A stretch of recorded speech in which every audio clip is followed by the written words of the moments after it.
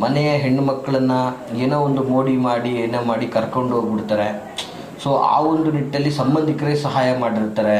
So ನಿಮ್ಮ ಶತ್ರುತ್ವ ನಿಮ್ಮ ಮೇಲೆ ಹಾಗೆ ಸಾಧಿಸಲಿಕ್ಕೆ ನಾನಾ ವಿಧದಲ್ಲಿ ನಿಮಗೆ ಅವಮಾನ ಅಪಮಾನ ವಿಚಾರಗಳನ್ನು ಮಾಡಲಿಕ್ಕೆ ಮಾಡಿರ್ತಾರೆ. ಶತ್ರುಗಳ ಜಂಗಾಬಲವನ್ನು ಅಡಗಿಸಿ ಶತ್ರುಗಳ ಅಟ್ಟಹಾಸವನ್ನು ಕಟ್ಟಹಾಕುವಂತಹ ಶತ್ರುಗಳು ಈ ನಿಮ್ಮ ಒಂದು ವಿರುದ್ಧವಾಗಿ ಅಥವಾ ನೀವು ಅವ್ರಿಗೆ ಶತ್ರುನೋ ಅವರು ನಿಮಗೆ ಶತ್ರುನೋ ಅದು ನಮಗೆ ಬೇಡದೇ ಇರತಕ್ಕಂತಹ ವಿಚಾರ. ಇವತ್ತು ನಿಮ್ಮ ಶತ್ರುಗಳನ್ನು ಒಂದು ರೀತಿಯಲ್ಲಿ ಕಟ್ಟು ಹಾಕುವಂತಹ ತಂತ್ರ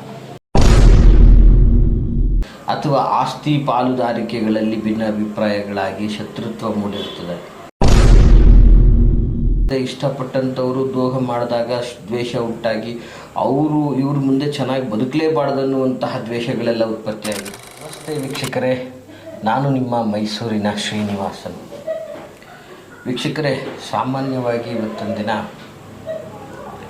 ಪ್ರಕೃತಿಯಲ್ಲಿ ನೈಸರ್ಗಿಕವಾಗಿ ಸಿಗುವಂತಹ ಒಂದು ಅದ್ಭುತವಾದಂತಹ ಮೂಲಿಕೆಯಿಂದ ಶತ್ರುಗಳ ಜಂಗಾಬಲವನ್ನು ಅಡಗಿಸಿ ಶತ್ರುಗಳ ಅಟ್ಟಹಾಸವನ್ನು ಕಟ್ಟಹಾಕುವಂತಹ ಶತ್ರುಗಳು ಈ ನಿಮ್ಮ ಒಂದು ವಿರುದ್ಧವಾಗಿ ಅಥವಾ ನೀವು ಅವ್ರಿಗೆ ಶತ್ರುನೋ ಅವರು ನಿಮಗೆ ಶತ್ರುನೋ ಅದು ನಮಗೆ ಬೇಡದೇ ಇರತಕ್ಕಂತಹ ವಿಚಾರ.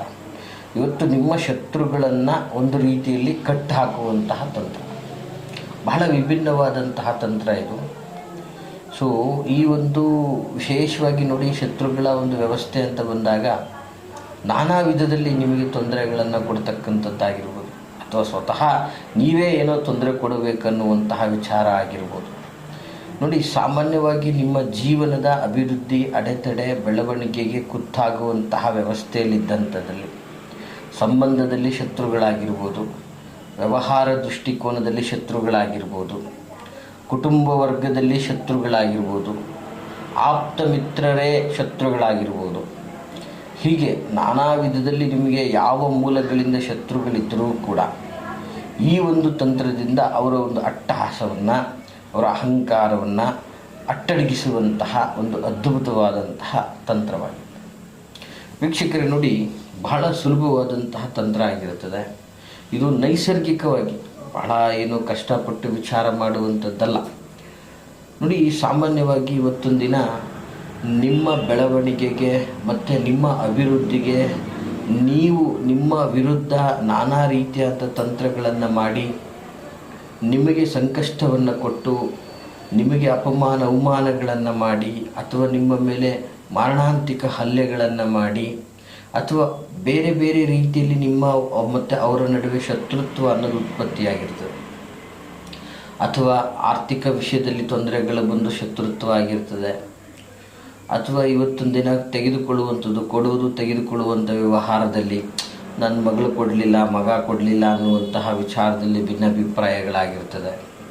ಅಥವಾ ಆಸ್ತಿ ಪಾಲುದಾರಿಕೆಗಳಲ್ಲಿ ಭಿನ್ನಾಭಿಪ್ರಾಯಗಳಾಗಿ ಶತ್ರುತ್ವ ಮೂಡಿರ್ತದೆ. ಮತ್ತು ಸುಖ ಸುಮ್ಮನೆ ನಿಮ್ಮ ಹೆಸರನ್ನು ಕೆಡಕಾಗಿ ಮಾಡಬೇಕು, ನಿಮ್ಮನ್ನು ಕುಗ್ಗಿಸಬೇಕು, ನಿಮ್ಮ ಯಜಮಾನಿಕೆಯನ್ನು ನಾಶ ಮಾಡಬೇಕು, ಈ ನಿಟ್ಟಲ್ಲೂ ಸಹ ಒಂದಷ್ಟು ಶತ್ರುತ್ವಗಳು ಬೆಳೆದಿರ್ತದೆ. ಸೊ ಹಾಗೆ ಇದು ಬರೀ ಒಂದು ಪುರುಷರಿಗೆ ಅಂತಲ್ಲ, ಸ್ತ್ರೀ ಪುರುಷರಿಗಾಗಿರ್ಬೋದು, ಪುರುಷ ಸ್ತ್ರೀಯರಿಗಾಗಿರ್ಬೋದು, ಸ್ತ್ರೀಯರಿಗೆ ಆಗಿರ್ಬೋದು, ನಾನಾ ವಿಧದಲ್ಲಿ ದ್ವೇಷ ಅನ್ನೋದು ಉತ್ಪತ್ತಿಯಾಗಿ ಶತ್ರುತ್ವ ಅನ್ನೋದು ಕಾಡ್ತಾ ಇರ್ತದೆ. ಸಾಮಾನ್ಯವಾಗಿ ನೋಡಿ, ಕೆಲವೊಂದು ಬಾರಿ ಏನಾಗ್ತದೆ, ಇಷ್ಟಪಟ್ಟಂಥವರು ದ್ರೋಹ ಮಾಡಿದಾಗ ದ್ವೇಷ ಉಂಟಾಗಿ ಅವರು ಇವ್ರ ಮುಂದೆ ಚೆನ್ನಾಗಿ ಬದುಕಲೇಬಾರ್ದನ್ನುವಂತಹ ದ್ವೇಷಗಳೆಲ್ಲ ಉತ್ಪತ್ತಿಯಾಗಿರ್ತದೆ. ತುಂಬ ನಂಬಿಕೆ ದ್ರೋಹಕ್ಕೆ ಎಷ್ಟೋ ಜನ ಗಂಡು ಮಕ್ಕಳಾಗಿರ್ಬೋದು ಹೆಣ್ಮಕ್ಳಾಗಿರ್ಬೋದು ತುಂಬ ನಂಬಿಕೆ ದ್ರೋಹಕ್ಕೆ ಒಳಗಾಗಿ ನಂಬಿಕೆ ದ್ರೋಹ ಮಾಡಿದಂಥವನು ಅವನ ಮುಂದೆನೇ ಮೆರಿತಾ ಇರ್ತಾನೆ, ಅಭಿವೃದ್ಧಿ ಕಾಣ್ತಾ ಇರ್ತಾನೆ. ಅಹಂಕಾರದಿಂದ ಅವನ ಒಂದು ವ್ಯಾಘ್ರತನವನ್ನು ತೋರಿಸ್ಕೊಂಡು ಅವನ ಒಂದು ದುಷ್ಟ ವ್ಯಕ್ತಿತ್ವವನ್ನು ಬಿಂಬಿಸ್ಕೊಂಡು ಮತ್ತೆ ಅಷ್ಟೆಲ್ಲನೂ ಮಾಡಿ ನಿಮ್ಮ ಬಗ್ಗೆ ಅಪಪ್ರಚಾರಗಳನ್ನು ಕೊಡ್ಕೊಂಡು ತಿರುಗಾಡ್ತಾ ಇರ್ತಾನೆ. ಸೊ ಇಂಥವನಿಗೆ ಏನೂ ಮಾಡೋಕ್ಕಾಗ್ತಾ ಇಲ್ವಲ್ಲ ನಮ್ಮ ಕೈಲಿ ಅನ್ನುವಂತಹ ಅಸಹಾಯಕ ಸ್ಥಿತಿಯಲ್ಲಿ ಕೊರಗ್ತಾ ಇರ್ತೀರ. ಕೆಲವೊಂದು ಬಾರಿ ಏನಾಗ್ತದೆ, ಮನೆಯ ಹೆಣ್ಣು ಮಕ್ಕಳನ್ನು ಏನೋ ಒಂದು ಮೋಡಿ ಮಾಡಿ ಏನೋ ಮಾಡಿ ಕರ್ಕೊಂಡು ಹೋಗ್ಬಿಡ್ತಾರೆ. ಸೊ ಆ ಒಂದು ನಿಟ್ಟಲ್ಲಿ ಸಂಬಂಧಿಕರೇ ಸಹಾಯ ಮಾಡಿರ್ತಾರೆ. ಸೊ ನಿಮ್ಮ ಶತ್ರುತ್ವ ನಿಮ್ಮ ಮೇಲೆ ಹಾಗೆ ಸಾಧಿಸಲಿಕ್ಕೆ ನಾನಾ ವಿಧದಲ್ಲಿ ನಿಮಗೆ ಅವಮಾನ ಅಪಮಾನ ವಿಚಾರಗಳನ್ನು ಮಾಡಲಿಕ್ಕೆ ಮಾಡಿರ್ತಾರೆ. ಇಂತಹ ಶತ್ರುಗಳ ಅಟ್ಟಹಾಸಗಳನ್ನು ಮಟ್ಟ ಹಾಕಿ ಅವರ ಕ್ರೌರ್ಯವನ್ನು ಅಟ್ಟಡಗಿಸಿ ಅವರು ನಿಮಗೆ ಶರಣಾಗತರಾಗುವಂತಹ ರೀತಿಯಲ್ಲಿ ಮತ್ತು ಕಂಪ್ಲೀಟ್ಲಿ ಅವರಲ್ಲಿರ್ತಕ್ಕಂತಹ ಒಂದು ಕ್ರೌರ್ಯ, ವೇಷ, ಆವೇಶ ಇವೆಲ್ಲವೂ ನಾಶ ಆಗೋ ರೀತಿಯಲ್ಲಿ ಮಾಡುವಂತಹ ಒಂದು ಅದ್ಭುತವಾದಂತಹ ದೈವಿಕ ತಂತ್ರ ಪ್ರಯೋಗ ಆಗಿರ್ತದೆ.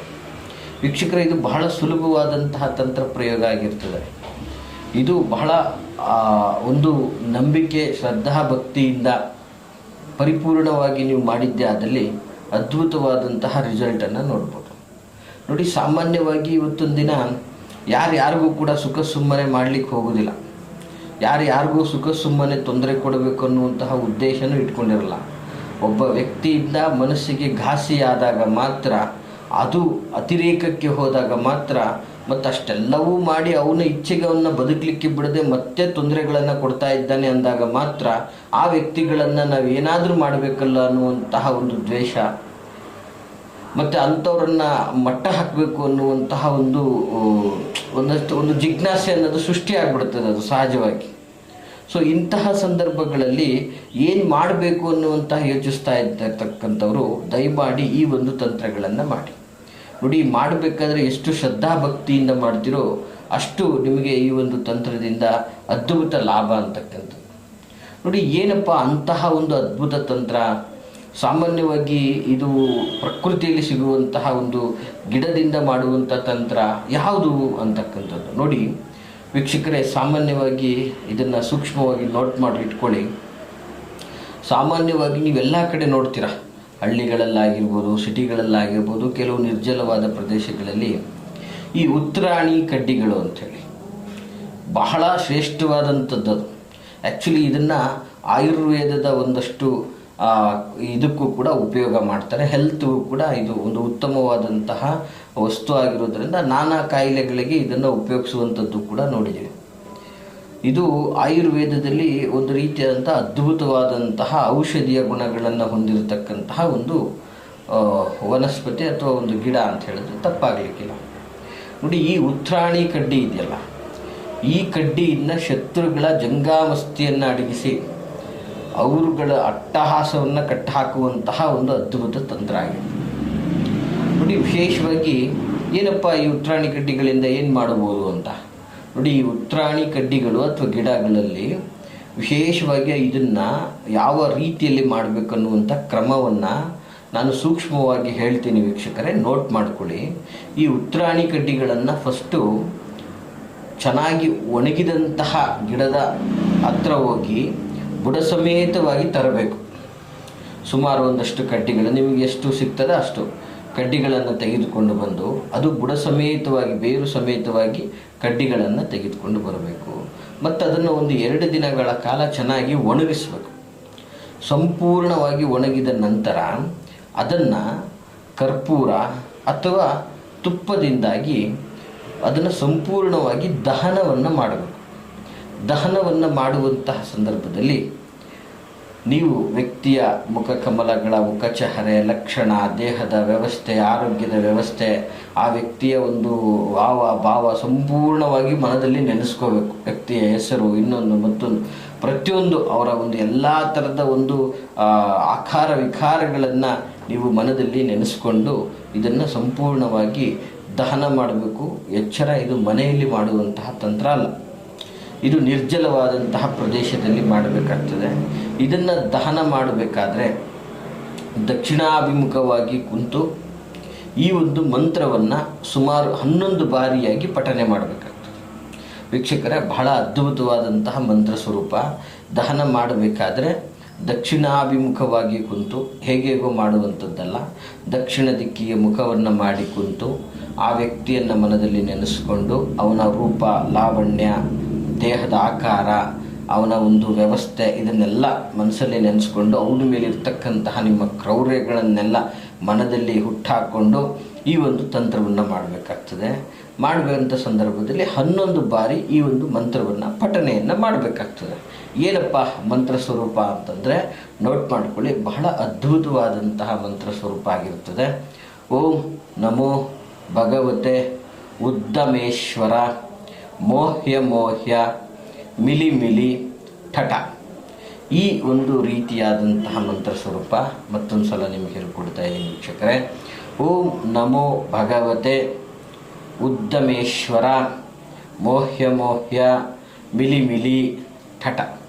ಈ ರೀತಿಯಾದಂತಹ ಒಂದು ಬೀಜಾಕ್ಷರ ಮಂತ್ರವನ್ನು ಸುಮಾರು ಒಂದು 11 ಬಾರಿ ಪಠನೆಯನ್ನು ಮಾಡಬೇಕಾಗ್ತದೆ. ಹೀಗೆ ಮಾಡಿ ಅದನ್ನು ಸಂಪೂರ್ಣವಾಗಿ ದಹನವನ್ನು ಮಾಡಿದ್ಮೇಲೆ, ದಹನವನ್ನು ಸಂಪೂರ್ಣ ಆದ ನಂತರ ಇಷ್ಟು ವ್ಯವಸ್ಥೆ ಮಾಡಿದ್ರೆ ಸಾಕು. ಆ ವ್ಯಕ್ತಿಯನ್ನು ನೆನೆಸ್ಕೊಂಡು ಈ ಒಂದು ಕಾರ್ಯ ಮಾಡೋದ್ರಿಂದ ಆ ವ್ಯಕ್ತಿಯ ಜಂಗಾಬಲಗಳಡಗುತ್ತೆ, ನಿಮ್ಮ ಶತ್ರುಗಳು ಅವರ ಅಟ್ಟಹಾಸಗಳು ಅಟ್ಟಡಗುತ್ತೆ, ಮೂಲೆಗೆ ಸೇರ್ತಾರೆ, ಅವರ ಒಂದು ಪ್ರಚಲಿತದಲ್ಲೇ ಕಾಣೋದಿಲ್ಲ, ಅವರ ಒಂದು ವ್ಯವಸ್ಥೆ ನಾಶ ಆಗಿರ್ತದೆ. ಸೊ ನಿಮಗೆ ಅವರು ಶತ್ರುನೋ, ಅವ್ರಿಗೆ ನೀವು ಶತ್ರುನೋ, ಒಂದಲ್ಲ ಒಂದು ರೀತಿಯಲ್ಲಿ ಇರ್ತದೆ. ಬಟ್ ಅಂಥವ್ರಿಗೆ ಈ ಒಂದು ವಿಧದಲ್ಲಿ ಮಾಡೋದ್ರಿಂದ ಅದ್ಭುತ ಫಲ ನಿಮ್ದಾಗ್ತದೆ ಅಂತ ಹೇಳಲಿಕ್ಕೆ ಇಷ್ಟಪಡ್ತೀನಿ ವೀಕ್ಷಕರೇ. ಈ ಮಾಹಿತಿ ತಮಗೆ ಇಷ್ಟವಾಗಿದ್ದಲ್ಲಿ ಲೈಕ್ ಮಾಡಿ. ಹಾಗೆ ಯಾರೆಲ್ಲ ಶತ್ರುಗಳ ಸಂಕಷ್ಟದಿಂದ ಕೊರಗ್ತಾ ಇದ್ದಾರೆ ಅಂಥವ್ರಿಗೆ ತಪ್ಪದೆ ಶೇರ್ ಮಾಡಿ ಅಂತ ಹೇಳ್ತಾ, ಜೊತೆಗೆ ನಿಮ್ಮ ವೈಯಕ್ತಿಕ ವಿಚಾರಗಳನ್ನು ಮುಕ್ತವಾಗಿ ನಮ್ಮೊಟ್ಟಿಗೆ ಮಾತಾಡಬೇಕು ಅಂದರೆ ವಿಡಿಯೋದಲ್ಲಿ ಕಾಣ್ತಾ ಇರ್ತಕ್ಕಂತಹ ಸಂಖ್ಯೆಗೆ ಕರೆ ಮಾಡಿ ಅಂತ ಹೇಳ್ತಾ, ನಾನಿರುವಂತಹ ವಿಳಾಸ ಮೈಸೂರಿನ ವಿಜಯನಗರ 2ನೇ ಹಂತ KD ಸರ್ಕಲಲ್ಲಿ ನನ್ನ ಕಚೇರಿ ಇರ್ತಕ್ಕಂಥದ್ದು. ಸೊ ನೇರವಾಗಿಯೂ ಸಹ ನನ್ನನ್ನು ಬಂದು ಭೇಟಿಯಾಗ್ಬೋದು. ಭೇಟಿಗೂ ಮುನ್ನ ನೀವು ಕರೆ ಮಾಡಿ ನಿಮ್ಮ ಸಮಯವನ್ನು ಖಚಿತ ಮಾಡಿಕೊಂಡು ನಾವು ಇರುವಿಕೆಯನ್ನು ತಿಳ್ಕೊಂಡು ಬನ್ನಿ ಅಂತ ಹೇಳ್ತಾ, ಎಲ್ರಿಗೂ ಶುಭವಾಗಲಿ. ನಮಸ್ಕಾರ.